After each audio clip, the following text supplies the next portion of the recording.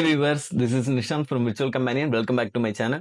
ഇന്ന് നമ്മൾ കാണാൻ പോകുന്നത് നിമിത് മൽഹോത്രാസ് രാമായണ എന്ന് പറഞ്ഞ ഒരു ടീസർ റിലീസ് ആയിട്ടുണ്ട്. ടീസർ അല്ല, ഒരു ഇൻട്രൊഡക്ഷൻ വീഡിയോ റിലീസ് ആയിട്ടുണ്ട്. അതിന്റെ റിയാക്ഷൻ വീഡിയോ ആണ് ഇന്ന് കാണാൻ പോകുന്നത്. വീഡിയോയിലോട്ട് കടക്കുന്നതിന് മുമ്പായിട്ട് നിങ്ങൾ ചാനൽ ആദ്യമായിട്ടാണ് കാണുന്നതുണ്ടെങ്കിൽ മറക്കാതെ താഴെ കാണുന്ന സബ്സ്ക്രൈബ് ബട്ടൺ നിൽക്കി സബ്സ്ക്രൈബ് ചെയ്യുക. വീഡിയോ ഇഷ്ടപ്പെട്ട് കഴിഞ്ഞാൽ ലൈക്ക് ചെയ്യുക. എന്തെങ്കിലും കുറവ് തോന്നി കഴിഞ്ഞാൽ കമന്റ് ബോക്സ് രേഖപ്പെടുത്തുക. ഫ്രണ്ട്സ് ആൻഡ് ഫാമിലി എല്ലാവർക്കും വീഡിയോ ഷെയർ ചെയ്ത് കൊടുക്കുക.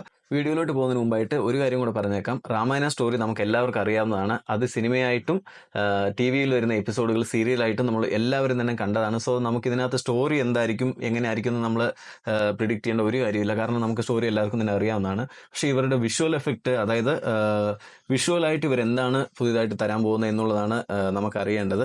പിന്നെ പ്രത്യേകിച്ച് ഇതിനകത്ത് രൺബീറും യഷും കൂടിയാണ് മെയിൻ റോളിൽ ചെയ്യുന്നത്.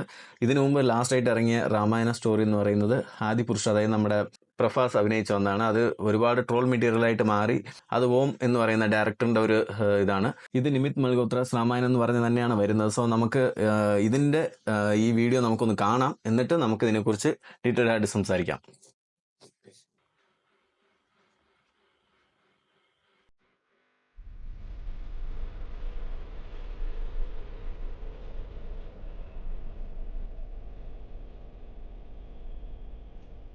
ബ്രഹ്മ, God who creates.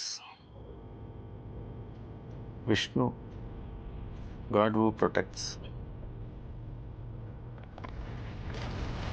Shiva, God who destroys. But when their creations returned to take over all the worlds, the war to end all wars began. Worship for 5,000 years by 20 years. It's the immortal story of Rama versus Ravana. Ravana, yes. Okay. Ravana power revenge. കൊള്ളാം കേട്ടോ.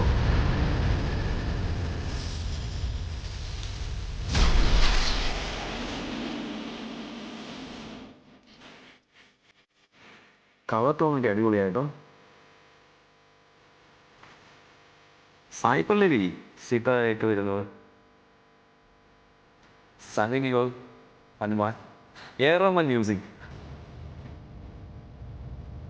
ഏറോമൻ മാത്രമല്ല, ഒരാളും ഉണ്ടായിരുന്നു, അത് പെട്ടെന്ന് പോയി. ഇപ്പോൾ സൈൻമാക്സിലാണ് shoot ചെയ്യുന്നത്.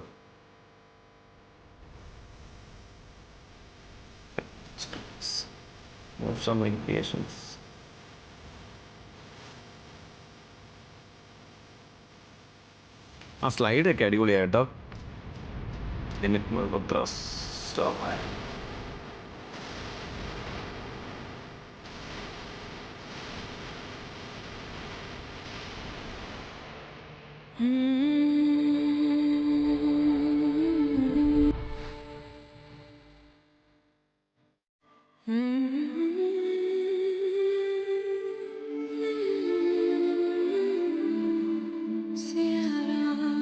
Our truth, our history.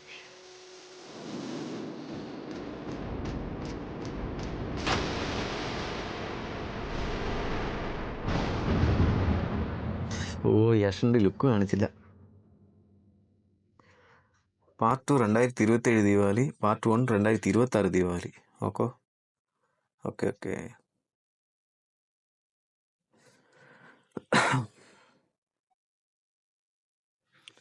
Okay, ഞാൻ പറഞ്ഞ പോലെ ഇതിനകത്ത് എന്നെ എനിക്ക് ഏറ്റവും കൂടുതൽ ഹൈപ്പ് കയറുന്ന രണ്ട് കാര്യം എന്ന് പറഞ്ഞാൽ, ഒന്നാമത് യഷ് റാവനായിട്ട് വരുന്നത്, രണ്ടാമതെന്ന് പറഞ്ഞത് ഏറോമൻ്റെ മ്യൂസിക്. ഏറോമൻ മാത്രമല്ല, ഹാൻസ് സിമ്മർ എന്ന് പറഞ്ഞ ഒരാളും ഏറോമനും കൂടെ ചേർന്നിട്ടുള്ള മ്യൂസിക്കാണ്. അതെങ്ങനെയാവുമെന്ന് എനിക്കറിയത്തില്ല. പക്ഷേ ഏറോമൻ ഉള്ളതുകൊണ്ട് എനിക്കൊന്നും പേടിക്കേണ്ട കാര്യമില്ല. ഇങ്ങനെയുള്ള സിനിമയ്ക്ക് എന്താണ് വേണ്ടത് അത് അങ്ങേര് തരും, അത് എനിക്ക് ഉറപ്പാണ്. ഓക്കെ, കണ്ടിടത്തോളം വിഷ്വൽ നല്ല ക്വാളിറ്റി ഉണ്ട്. CGയും കാര്യങ്ങളെല്ലാം തന്നെ അടിപൊളിയാണ്. സിനിമയായിട്ട് വരുമ്പം എങ്ങനെയുണ്ടെന്ന് നമുക്ക് കാണാം. കാരണം ഇതിനു മുമ്പ് ഞാൻ ആദ്യം പറഞ്ഞ പോലെ ആദിപുരുഷ് സിനിമ എന്ന് പറഞ്ഞത് വലിയ എക്സ്പെക്റ്റേഷനോട് കൂടി വന്നതാണ്. ശരിക്കും ട്രോൾ മെറ്റീരിയലായിട്ട് മാറിയ ഒരു സിനിമയാണത്.